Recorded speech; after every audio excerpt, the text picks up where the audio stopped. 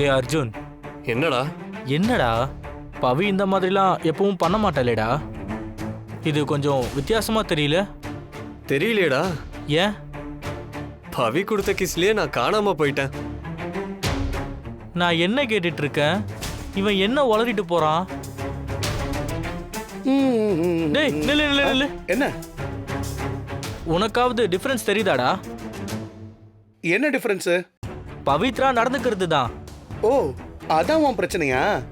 ஆ, உனக்கு பவி ஏன் இப்படி இருக்கான்னு பிரச்சனை, ஆனா எனக்கு டிடி ஏன் இன்னும் வரலங்கிறது பிரச்சனை.